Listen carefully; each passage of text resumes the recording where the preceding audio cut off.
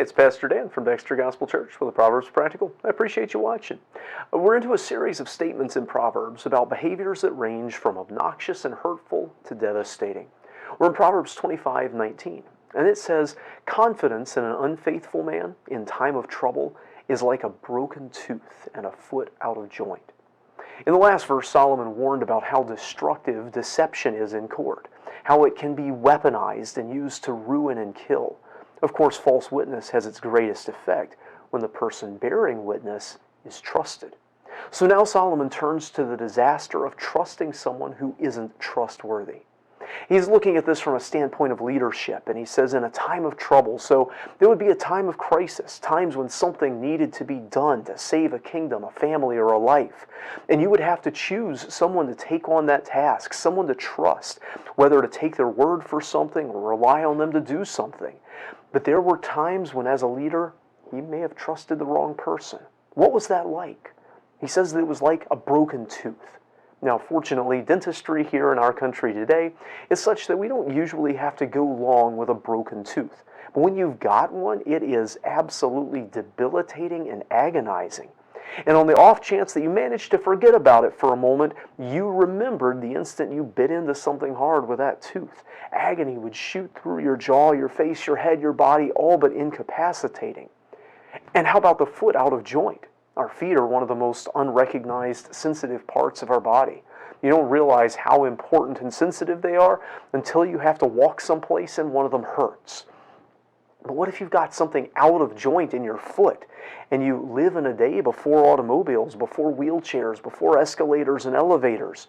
Every step in walking is necessary for most people is agony. There's no way you can run, no way you can fight, no way you can work most jobs. It's not only annoying, it's a disaster.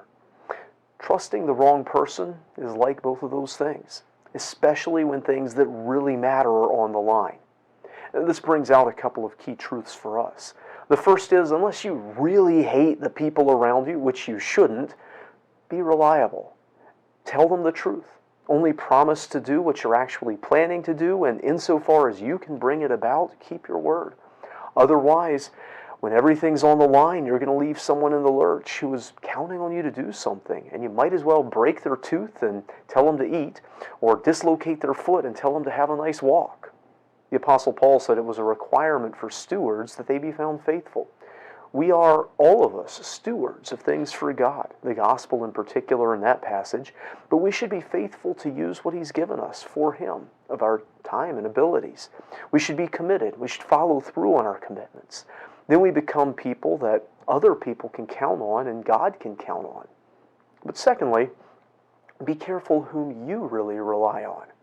Jesus said that the person who is faithful in little will be faithful also in much. So pay attention to the people who are careful about the truth all the time. Pay attention to the people who follow through and keep their commitments and their promises even in little things. Those are the people you'll be able to have confidence in later. Some of my greatest disappointments in ministry are times when someone said they would do something and I should have known, I should have seen the pattern that they didn't keep their commitments, but I trusted them to do what they said, and then unsurprisingly, really, it wasn't done. We shouldn't put all our hopes on someone who doesn't consistently do what they say they're going to do. I hope this video helps you. If so, give it a like, and if you haven't already, subscribe to our channel. We'd love to hear from you in the comments, and we'd love to see you in person here at Dexter Gospel Church. Until next time, I hope you stay well and deal faithfully.